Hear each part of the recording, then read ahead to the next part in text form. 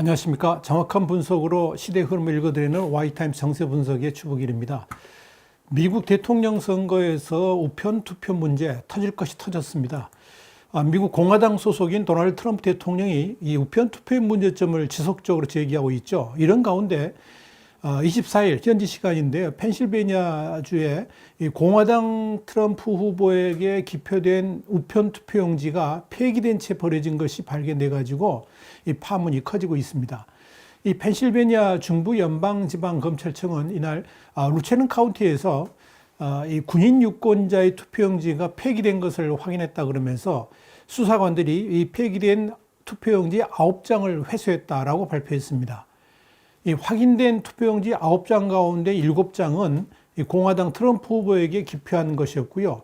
나머지 2장은 이 루체린 선거관리국에 의해서 우편 투표로 다시 봉인된 상태여서 내용이 확인되지는 않았습니다. 이런 우편 투표 용지 폐기 사건에 대해서 이 루체린 카운티 이 지방검사죠. 여기 공화당 소속인데요. 이 지방검사인 스테파니 살라반티스는 수사를 요청했고요. 여기에 따라서 이 검찰청과 FBI가 20일 즉각 수사에 착수했습니다. 루체린 카운티 지방검사는 보도자를 통해서 이렇게 밝혔습니다. 카운티 공무원이 선거관리국이 지난주에 받은 우편투표와 관련된 문제들을 보고 있다 그러면서 연방당국에 넘기기 전에 수사를 시작했다라고 밝혔습니다.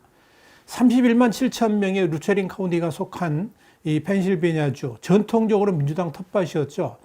그래서 지난 2008년과 2012년 대선에서 버락 오바마 전 대통령을 지지했었습니다. 그런데 지난 2016년 대선, 바로 직전 대선이죠. 트럼프 대통령이 20%포인트 정도 앞서가면서 선거인단을 독식했고요. 이를 통해서 대선 승리를 이끄는데 한몫 톡톡히 한 지역입니다. 바로 그런 지역에서 이 우편 투표의 부정 선거가 발견된 겁니다.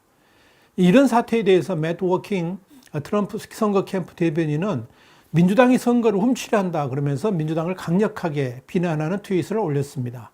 도널드 트럼프 대통령도요, 이날 백악관 브리핑에서 우편 투표 용지에 매우 신중히 해야 한다 그러면서 이것은 완전한 대사기다 그렇게 말을 했습니다. 어떤 지역에서 투표용지 8장이 쓰레기통에서 발견됐다 그러면서 이번 사건을 언급하기도 했습니다. 트럼프 대통령이 이어서 강에서 투표용지 다수를 발견했다는 기사도 보도됐다. 트럼프라는 이름이 있으면 버리는 것 같다. 그렇게 말을 했습니다. 그러면서 우리는 선거가 정직하긴 원하지만 그럴 수 있을지 확신이 없다라고 덧붙였습니다. 트럼프 대통령은 한마디로 이 우편 투표에 대해서 아주 부정적입니다. 코로나19로 인해 가지고 우편 투표가 확대되는 것에 대해서도 역시 비판적입니다. 윌리엄 바 법무장관도 이 우편 투표의 잠재적 사기 가능성을 경고한 바 있죠. 케일리 맥커넨이 백악관 대변인도 24일 현지 시간인데요. 언론 브리핑을 통해서 이렇게 말했습니다. 펜실베니아주만 아니라 뉴저지, 패터슨, 그리고 캘리포니아주 이런 지역을 비롯해 가지고 여러 곳에서 우편 투표로 인한 문제점들이 드러나고 있다. 그렇게 말했습니다. 그러면서 2016년 대선 당시 1%에 달하는 부재자 투표와 우편 투표 31만 9천 표가 벌어졌는데 우편 투표가 전국적으로 시행되면 그 숫자는 더욱 늘어날 것이라고 경고를 했습니다. 여기에 위스콘신주 한 도로변에서 부재자 투표와 우편 투표가 들어있는 우편물 상자가 버려진 채 발견되면서 이 우편 투표 관리의 문제점들이 더욱 커지고 있습니다. 문제는 올해 대선에서 코로나19로 인해 가지고 우편 투표의 비중이 엄청나게 커질 수 있다는 겁니다. 현재 캘리포니아주 같은 이런 9개 주와 워싱턴 DC는 모든 유권자에게 우편 투표 용지를 발송을 했고요. 미시간 같은 36개 주는 신청하면 누구든 우편 투표를 할 수 있게 했습니다. 이러니 당연히 우편 투표 비율이 높아질 수밖에 없다는 거죠. 그러다 보니까 지난 2016년 25%의 비중을 차지했던 우편 투표 비중이 올해 선거에서는 최소 50% 정도로 확대될 것으로 예상되고 있습니다. 그렇다면 이번 대선에서 우편 투표가 승패를 가름하는 최대의 변수가 될 수 있다는 것을 말하는 겁니다. 중요한 건 미국 대선이 각 주에서 득표율 1위를 한 후보한테 선거인단 전체를 몰아주는 승자 독식제를 채택하고 있지 않습니까? 그렇기 때문에 경합주에서 우편 투표 결과가 어떻게 나타나느냐에 따라서 당선자가 달라질 수 있다는 이야기입니다. 그렇기 때문에 이 트럼프와 바이든 양 후보 진영에서 이 우편 투표에 대해서 깊은 관심을 가지고 있는 거죠. 현재 우편 투표는 민주당에게 유리할 것으로 예상되고요. 현장 투표는 공화당이 더 우세할 것으로 이렇게 판단하고 있습니다. 워싱턴 포스트 여론조사 결과를 보니까요. 민주당 지지층의 70%는 우편 투표를 비롯해 가지고 사전 투표를 할 계획이고요. 공화당 지지층은 52%가 선거 당일 현장 투표를 하겠다고 답을 했습니다. 그래서 민주당이 주지사로 있는 지역들에서 현장 투표가 아니라 우편 투표를 적극 독려하고도 있습니다.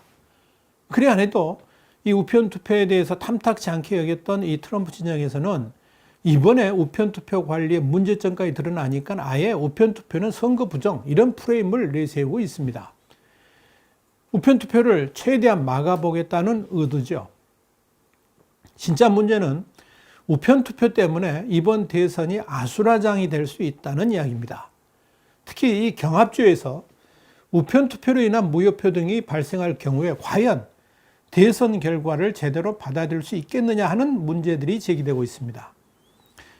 AP통신은 애리조나와 미시간 같은 7개 경합주에서 18만에서 29만 표에 달하는 무효표가 발생해서 2016년 대선 때보다 3배나 증가할 가능성이 있다고 전망을 했습니다.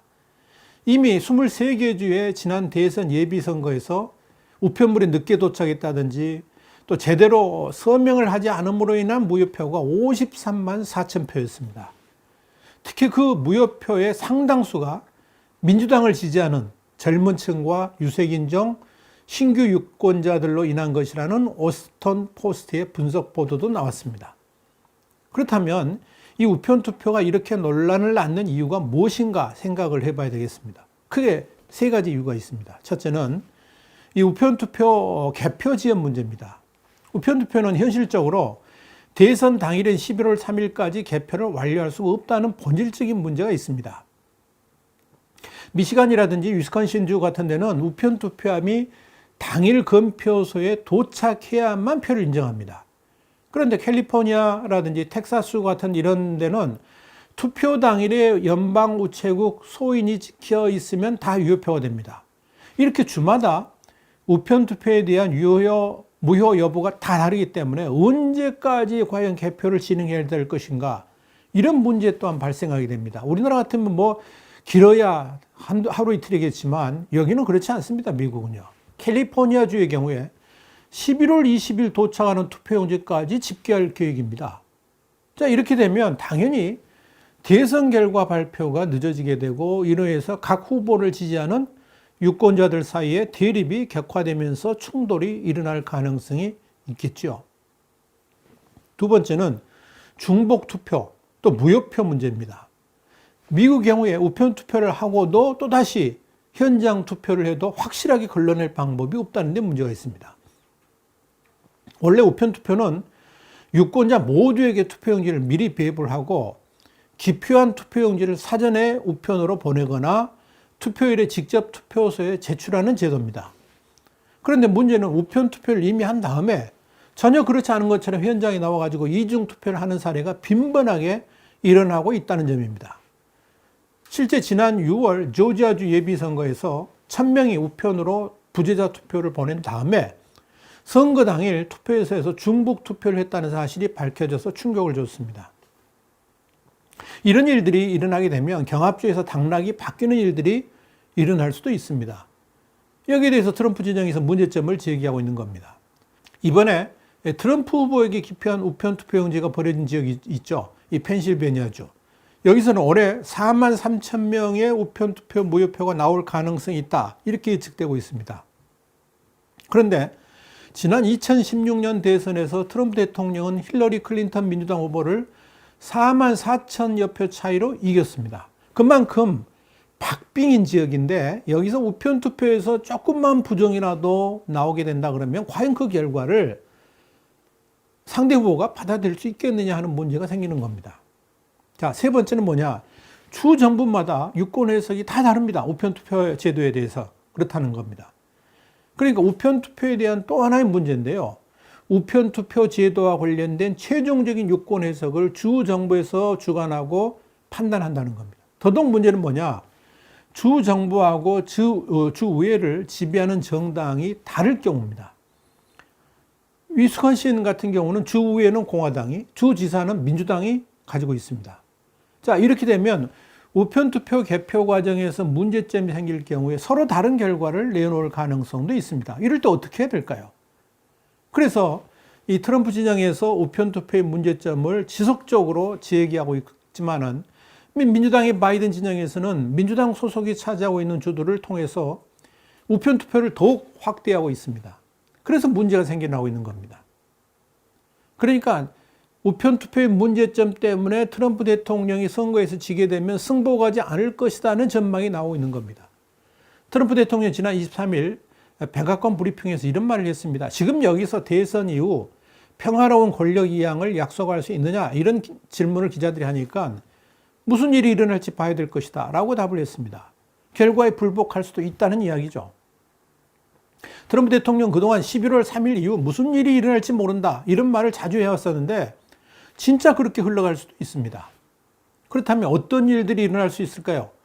첫째는 11월 3일 트럼프의 일방적인 선거 승리의 가능성입니다. 당장 예상할 수 있는 일인데요. 11월 3일 현장 투표 결과가 마무리되는 시점에 트럼프 대통령이 선거에서 승리를 선언하면서 개표 종료를 선언해버릴 가능성이 있습니다. 트럼프 대통령이 이미 지난 7월에 선거 결과는 며칠, 몇 달, 몇 년 후가 아니라 선거 당일에 나와야 된다라고 강조를 한 바 있습니다. 이렇게 되면 우편 투표에서 우세를 보일 가능성이 있는 바이든 후보 측에서 즉각 소송을 제기하면서 문제가 될 수 있겠죠. 물론 당일 개표 결과에서 트럼프 후보가 신승이 아니라 상당한 표차를 앞섰을 때 가능한 시나리오입니다. 두 번째가 진짜 문제인데요. 11월 3일 현장 투표에서 박빙 상황일 때입니다. 자, 이 경우 만약 박빙 상황에서 트럼프 대통령이 약간의 우세를 보였음에도 불구하고 서둘러 승리를 선언할 가능성이 있습니다만은 그야말로 미세한 우세라 그러면 당연히 우편 투표의 최종 개표까지 기다릴 수밖에 없겠죠. 이렇게 되면 사실상 대혼란이 일어날 수 있습니다. 1887년에 제정된 법이 있는데 선거인 개수법입니다. 이건 대선일로부터 41일 내에 각 주가 이 선거인 명단을 미 의회에 보내도록 규정하고 있습니다. 그렇다면 올해 같은 경우는 12월 14일까지 결과를 보내야 됩니다. 그런데 우편 투표가 급증함으로 인해 가지고 여러 문제들이 발생할 수가 있습니다. 이미 그런 문제점들이 드러나고 있습니다만은 이 우편 투표 부정을 비롯해 가지고 우편 투표 일부에 대한 무효표 등으로 인한 소송들이 거칠게 일어날 가능성이 충분합니다. 지난 6월 말에서 이 뉴욕주 경선이 있었는데요. 그때 주 선관위가 우편 투표 집계 지연으로 8월 초에 나왔습니다. 그러니까 거의 무려 2달 이상 걸린 거죠. 뉴욕주의 경우에는 우체국 소인이 없는 수만 장의 기표용지에 대해서 무효표 시비가 있었고요. 또 다른 이유들 때문에 수만 장이 무효표로 처리가 됐습니다. 그런데 대선의 경우에는 이런 일들이 비교가 안 될 정도로 많이 나오겠죠. 이렇게 되면 당연히 선거 결과를 최종적으로 제출해야 될 12월 14일까지 완료하지 못할 상황이 발생할 가능성도 충분히 있습니다. 이게 우리나라에서는 이해가 안 되는 거지만 미국에서는 가능한 이야기입니다. 이 경우에 주의회와 주정부가 선거 결과를 어떻게 판단하느냐의 문제에 부딪히게 됩니다. 핵심은 역시 경합주입니다. 다른 지역들이야 뭐 우세 여부가 명확하게 나올 것이니까 별 문제가 되지 않을 것이기 때문에 그렇죠. 이번 대선에서 승부를 가름하게 될 경합주 중에서 오하이오, 아리조나, 플로리다는 현재 주지사하고 주의회가 모두 공화당 수중에 있습니다.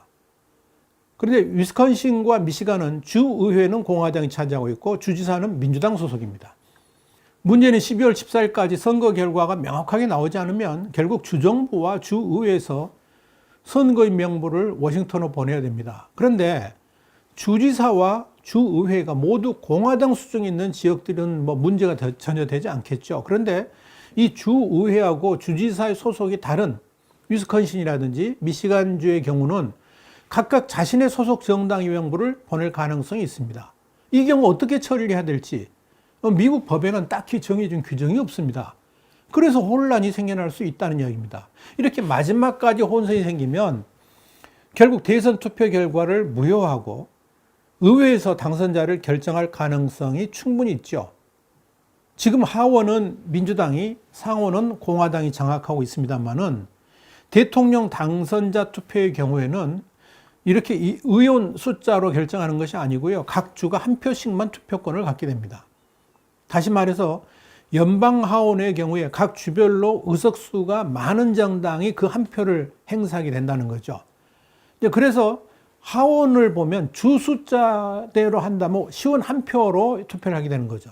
그런데 이렇게 투표권을 갖게 되면 전체 의원 숫자는, 하원원 숫자는 민주당이 많은데 각 주 대표권을 이렇게 구성한다 그러면 오히려 공화당이 많습니다. 현재 분포를 보니까 공화당은 26개 주, 민주당은 23개 주에서 1입니다. 그러면 결국 공화당 우세죠. 나머지 2개 주는 동수입니다. 이렇게 되면 하원 투표 결과는 당연히 트럼프 후보 승리로 기결될 가능성이 있습니다. 상원은 당연히 공화당 우세죠. 이러니 트럼프 대통령이 끝까지 불복하면서 합법적인 선거 소송을 할 가능성이 높다라고 말하는 겁니다. 미국 대선 그야말로 예측 불허입니다. 9월 28일 현재 불과 36일밖에 남지 않았습니다. 겨우 한 달 앞으로 선거가 다가왔다는 의미죠. 11월 3일 투표 당일에 과연 승자가 정해질 수 있을지 아무도 모릅니다. 현재 상황으로는 트럼프 대통령이 거세게 치고 올라가고 있습니다만은 그렇다고 결과를 장담할 수는 없습니다. 여기에 코로나19가 어떤 방식으로 선거에 영향을 미칠지도 모릅니다. 그야말로 안개 속입니다. 이러다가 소송이 계속 이어지면서 결국 내년 1월 3일 개원하는 차기 미국 의회 선거에서 헌법 규정에 따라 하원과 상원이 각각 대통령과 부통령을 선출하게 될 가능성도 충분히 있습니다. 그렇기 때문에 미국이 얼마나 혼돈 상태에 빠지게 될지 아무도 장담 못합니다. 이제 남은 또 하나의 변수, 그게 바로 TV 토론인데요. 11월 3일 하루에 승자를 결정하게 될 결정타로 작용하게 될 수도 있을 겁니다. 물론 TV 토론은 트럼프 대통령의 막강 우세를 점치고 있습니다. 그러나 바이든 후보가 얼마나 선방하는가에 따라서 유권자들의 선택 또한 달라질 수도 있을 겁니다. 그러나 바이든 후보가 사실상 유일한 선거 운동이라고 할 수 있는 TV 토론에서 실언을 한다든지 기억력 같은 데서 문제가 발생한다 그러면 11월 3일의 선거 결과는 수많은 문제점들에도 불구하고 싱겁게 끝날 수도 있을 겁니다. 미국 대선 어떻게 보면 이제까지 이렇게 전 세계인들의 관심을 끈 적도 없을 겁니다. 특히 미국 대선이 한반도에 미치는 영향을 고려한다 그러면 정말 관심을 갖고 미국 대선을 쳐다봐야 될 것입니다. 미국 대선 어떻게 흘러가게 될까요? 계속 지켜보겠습니다. 와이타임스 정세 분석이었습니다. 다음 시간에 다시 뵙겠습니다. 감사합니다.